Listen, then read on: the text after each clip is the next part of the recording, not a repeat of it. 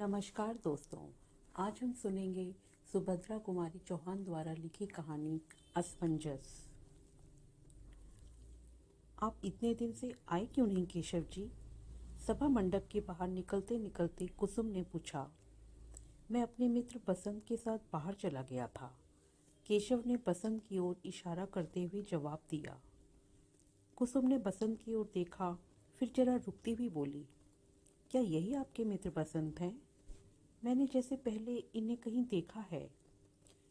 Convocation debate में first prize आप ही को मिला था। कन्वोकेशन डिबेट में फर्स्ट प्राइज जीतने वाला बसंत एक बालिका के सामने कुछ घबरा सा गया। उसका चेहरा लाल हो गया। उसने कुछ भी उत्तर न दिया। केशव ने कहा, हाँ, प्राइज इन्हीं को मिला था। उसके बाद कुसुम बसंत और केशव दोनों को शाम के समय अपने यहाँ चाय के लिए निमंत्रित करके अपने पिता के साथ कार पर बैठकर चली गई। कुसुम कुमारी अपने माता पिता की इकलौती कन्या है। इलाहाबाद के जॉर्ज टाउन में, जहाँ शहर के धनी मानी व्यक्तियों के बंगले हैं, वहीं कुसुम के पिता की भी एक विशाल कोठी है। शहर के प्रमुख धनी व्यक्तियों में उनकी गणना है। उनके पास मोटर है, गाड़ी है और भी ना जाने क्या क्या है। 10-5 नौकर सदा उनके घर पर काम किया करते हैं। घर बैठे केवल लेन देन से ही उन्हें 600-700 रुपये मासिक की आमदनी हो जाती है। कुसुम ही उनकी एकमात्र संतान है, जो वहीं क्रॉथवेट गर्ल्स कॉलेज में मैट्रिक में पढ़ती है। केशव कुसुम का पड़ोसी है। यूनिवर्सिटी में बीए का विद्यार्थी है। बसंत केशव का सहपाठी है। वह अपने मामा के साथ अय्यापुर में रहता है। बसंत के माता पिता बचपन में ही मर चुके हैं और तभी से बसंत अपने मामा पर आश्रित है। बसंत पढ़ने लिखने में कुशाग्र बुद्धि, सदाचारी, सरल स्वभाव और मिलनसार है। इसलिए शिक्षक उसे चाहते हैं और सहपाठी उसका आदर करते हैं। शाम को केशव के आग्रह से बसंत कुसुम के घर पर आया तो ज़रूर था, किंतु उसे वहाँ बात बात में संकोच मालूम हो रहा था।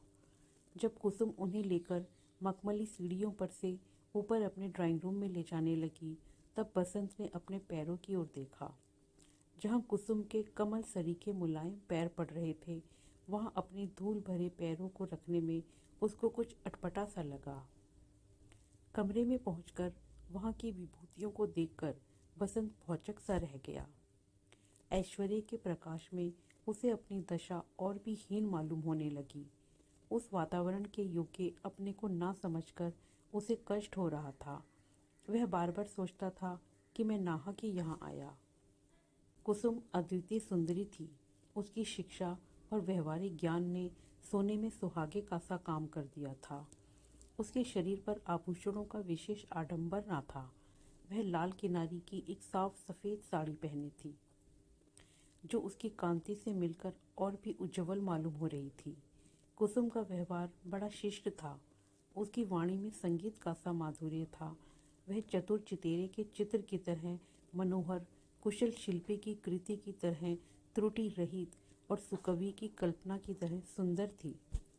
बसंत के जीवन में किसी युवती बालिका से बातचीत करने का यह पहला ही अवसर था। उसने कुसुम की ओर एक बार देखा, फिर उसकी आंखें ऊपर न उठ सकी। कुसुम ने चांदी के से सुंदर प्यालों में चाय बनाकर टेबल पर रखी। तश्तरियों में जलपान के लिए फल और मिठाइयाँ सजा दी। बसंत स्वभाव से ही शिष्ट था, किंतु आज वह साधारण शिष्टाचार की बातें करना भी भूल गया था और उसने चुपचाप चाय पीना शुरू कर दिया। कुसुम यदि कोई बात पूछती तो बसंत का चेहरा अकारण ही लाल हो जाता और उसका हृदय इस प्रकार धड़कने लगता जैसे वह किसी कठिन परीक्षक के सामने बैठा हो। चाय पीते पीते भी उसका गला सूख जाता था और सिवा हाँ या ना के वह कुछ बोल ना सकता था। इंटर यूनिवर्सिटी डिबेट में जाकर बनारस से अपने कॉलेज के लिए शील्ड जीत लाना बसंत के लिए उतना कठिन ना था जितना कठिन आज उसे साधारण बातचीत करना मालूम हो रहा था। वह अपनी दशा पर स्वयं हैरान था और उसे अपने अचानक मौन पर आश्चर्य हो रहा था। केशव के आग्रह पर जब कुसुम ने सितार पर यमन कल्याण बजाकर सुनाया तो बसंत ने कहा, आप तो संगीत में भी बड़ी प्रवीण हैं। यह सुनकर कुसुम ने जरा हंसकर कहा, आप तो मुझे बनाते हैं, अभी तो मुझे अच्छी तरह बजाना भी नहीं आता। यह सुनकर बसंत को अपना वाक्य मूर्खतापूर्ण लगने लगा और उसे अपनी उक्ति में केवल व्यंग का ही आभास मालूम पड़ा। बसंत बहुत देर बाद बोला था और अब बोलने के बाद अपने को धिक्कार रहा था। बसंत जब वापस आया तो उसे कुछ याद आ रहा था, जैसे कुसुम ने चलते समय उससे कभी कभी आते रहने का अनुरोध किया था, किंतु वह अकेला कुसुम के घर न जा सका और एक दिन फिर केशव के साथ ही गया। इसी प्रकार बसंत जब कई बार कुसुम के घर गया तो कुसुम ने देखा कि बसंत भी बातचीत कर सकता है। उसकी विद्वता और योग्यता पर तो कुसुम पहले से ही मुग्ध थी। अब उसकी मर्यादित सीमा के अंदर बातचीत और व्यवहारिक ज्ञान को देखकर कुसुम की श्रद्धा और बढ़ गई। अन्य नवयुवकों की तरह बसंत में उद्दंडता न थी। उसकी बातचीत, हंसी मजाक सब सीमा के बाहर न जाते थे। कुसुम ने बसंत से अंग्रेजी पढ़ाने के लिए आग्रह किया, जिसे बसंत ने स्वीकार कर लिया और इस प्रकार धीरे धीरे कुसुम और बसंत की घनिष्ठता बढ़ने लगी। कुसुम से मिलने से पहले बसंत ने उसके विषय में जो धारणा बना रखी थी कि धनवान पिता की अकेली कन्या जरूर उद्धत स्वभाव की होगी, वह निर्मूल हो गई। अब उसे कुसुम के पास जाने की सदा इच्छा बनी रहती थी। सवेरे से ही वह शाम होने की बाट देखा करता। अपनी दशा पर उसे स्वयं आश्चर्य था। कुसुम मैट्रिक पास हो गई और बसंत बीए, किंतु दोनों ही ने आगे पढ़ना जारी रखा। बसंत अब भी कभी कभी कुसुम के घर आया करता था। एक दिन बसंत ने सुना कि कुसुम का विवाह मई के महीने में होने वाला है। बसंत समझ न सका कि यह सुनकर उसका चित्त अव्यवस्थित सा क्यों हो गया। उसने कभी स्वप्न में भी न सोचा था कि कुसुम के साथ उसका भी कोई ऐसा संबंध हो सकता है। अपनी और कुसुम की आर्थिक स्थिति में जमीन आसमान का अंतर वह देखा करता था और कभी इस प्रकार की असंभव कल्पना को लाने के लिए उसे अपने ऊपर विश्वास था। कुसुम उसके लिए आकाश सुमन थी। उसे छूने तक की कल्पना बेचारा बसंत कैसे करता। अदरक के व्यापारी को जहाज की खबर से क्या मतलब, और यदि जहाज की खबर सुनकर उसे सुख दुख हो तो आश्चर्य की बात ही है। बसंत यही सोच रहा था। बसंत कुसुम से दूर दूर रहने की सोचने लगा, किंतु ज्यों ही शाम हुई वह अपने आप को रोक ना सका। निकला तो वह टहलने, लेकिन टहलता हुआ कुसुम के घर जा पहुंचा। जब वह कुसुम के घर पहुंचा तो कुसुम वहां न थी। वह ड्राइंग रूम में बैठकर एक एल्बम के पन्ने उलटने लगा। उसकी दृष्टि एक चित्र पर जाकर एकाएक रुक गई। वह बड़ी देर तक उस चित्र को ध्यानपूर्वक देखता रहा। उसका सिर चित्र के ऊपर झुक गया और आंसू की दो बड़ी बड़ी बूंदें गिर पड़ी। बसंत जैसे सोते से जाग पड़ा हो। उसने झट से जेब से रुमाल निकालकर चित्र पर से आंसू की दो बूंदें पोंछ दी और उसी समय उसकी नज़र सामने लगे हुए बड़े आईने पर पड़ी। कुसुम उसके पीछे चुपचाप खड़ी थी। उसकी आंखें सजल थी।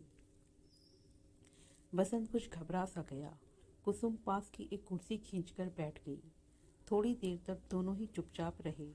आखिर कुसुम ने ही कुछ देर बाद निस्तंभता भंग करते हुए कहा, बसंत बाबू, अब तो बहुत देर हो चुकी है। बसंत ने कहा, जो कुछ हुआ ठीक ही हुआ। इसके बाद मिल्टन की एक पोयम की कुछ पंक्तियाँ जो कुसुम न समझ सकती थी, बसंत ने उसे समझाई। बसंत अपने घर चला गया और कुसुम अपने पिता के साथ हवाखोरी के लिए। गर्मी की छुट्टी में बसंत को एक लाल लिफाफे में कुसुम की शादी का निमंत्रण पत्र मिला और कुछ दिन बाद उसने यह सुना कि कुसुम का विवाह एक धनी मानी जमींदार के यहाँ सकुशल हो गया। कुसुम का पढ़ना लिखना बंद हो गया और साथ ही बंद हो गया बसंत का उसके यहाँ आना जाना। बसंत को मालूम हुआ कि उसका हृदय उससे छिप छिप कर कुसुम को कितना चाहने लगा था। कुसुम को अपनाने की लालसा भी उसके हृदय में दबी हुई थी। अपने हृदय के इस विश्लेषण पर बसंत को आश्चर्य हुआ। यह इच्छाएं कब उसके हृदय में आईं, ऐसा उसे स्पष्ट भाव से स्मरण नहीं आया। उसे अपने ऊपर और अपनी बुद्धि पर विश्वास था, किंतु हृदय बुद्धि और तर्क को धोखा देकर मनुष्य को किस प्रकार असंभव कल्पना की ओर प्रेरित कर सकता है, बसंत ने आज जाना। उसने सोचा यदि मैं सचमुच कुसुम को प्यार करता था तो मैंने कुसुम से यह कहा क्यों नहीं? यदि उसे अपनाने की इच्छा मेरे हृदय में थी तो मैंने उसे कभी प्रकट क्यों नहीं किया? वह अपने प्रश्नों पर आप ही निरुत्तर हो जाता था।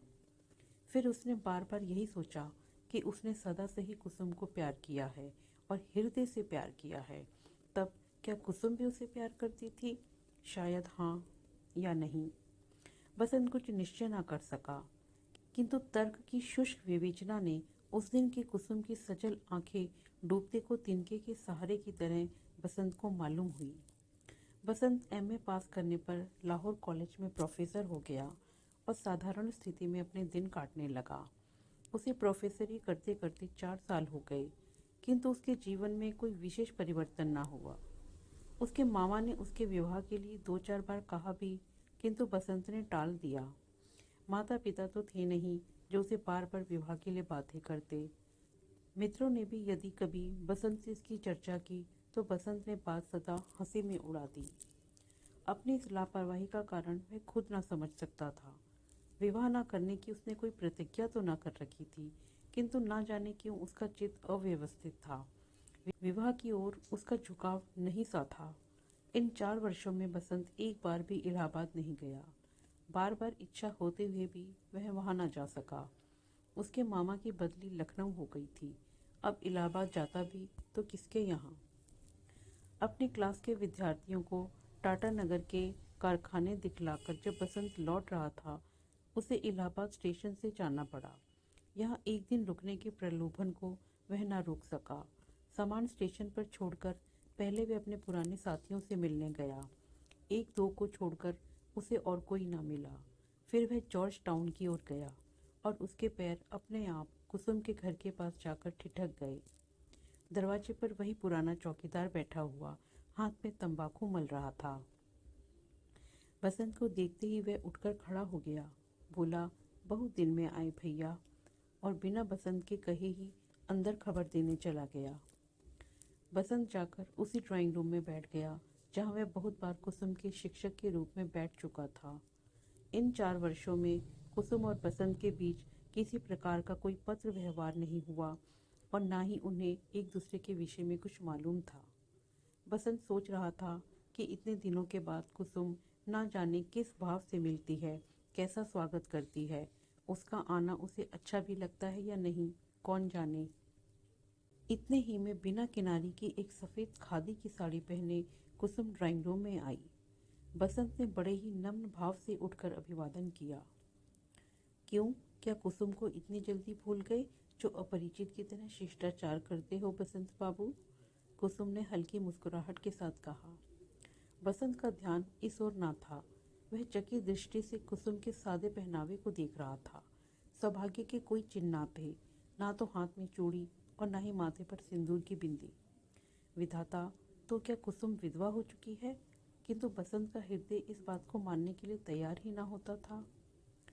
क्या सोच रहे हो बसंत बाबू? कुसुम ने फिर पूछा। बसंत जैसे चौंक पड़ा। बोला, कुछ भी तो नहीं, वैसे ही मैं देख रहा था कि।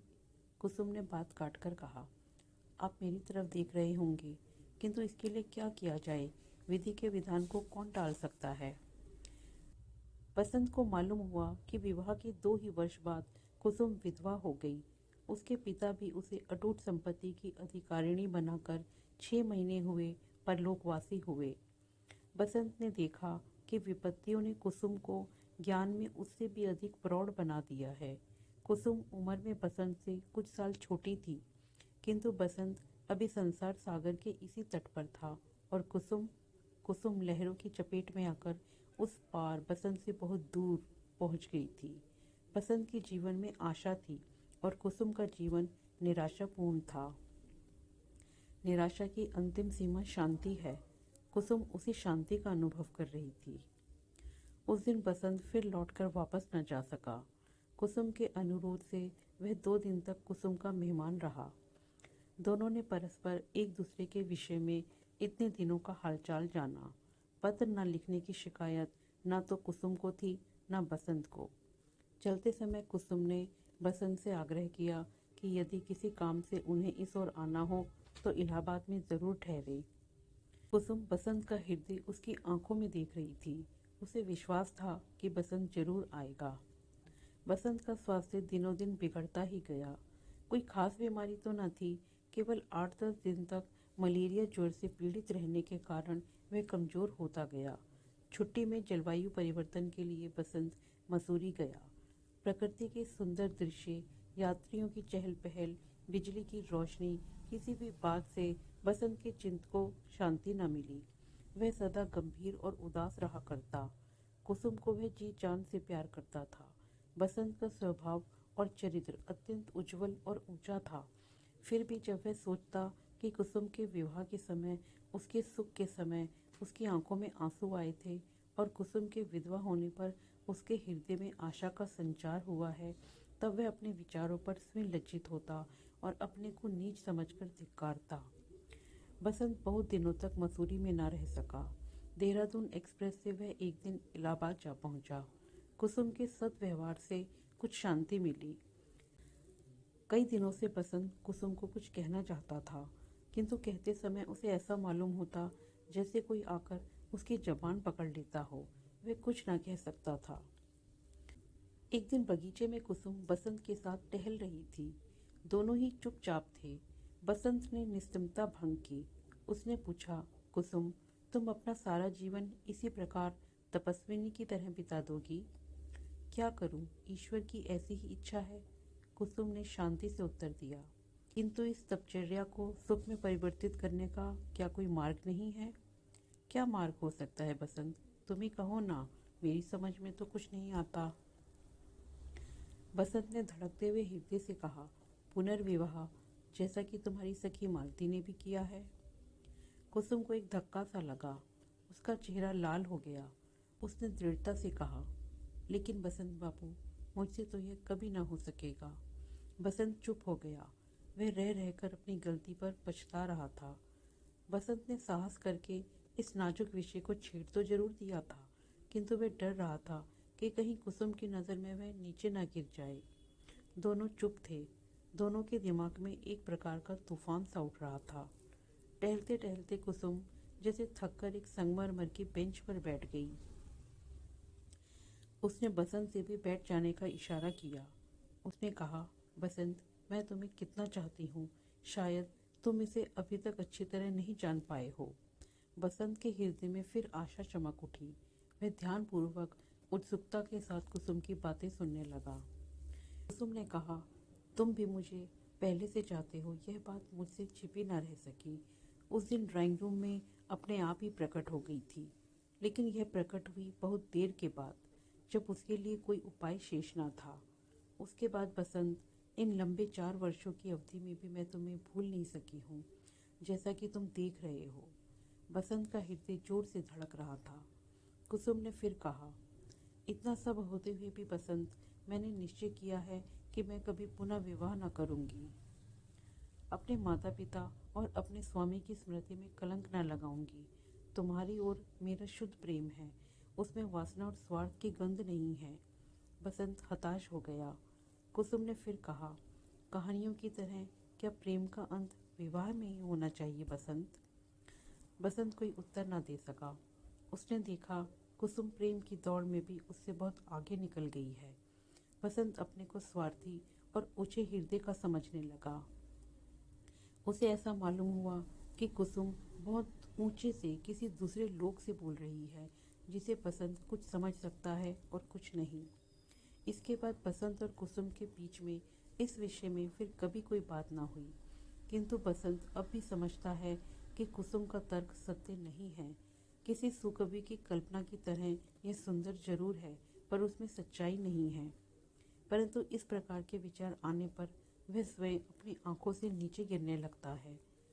उसके कानों में बार बार कुसुम के यह शब्द गूंजने लगते हैं, क्या प्रेम का अंत कहानियों की तरह विवाह में ही होना आवश्यक है? धन्यवाद।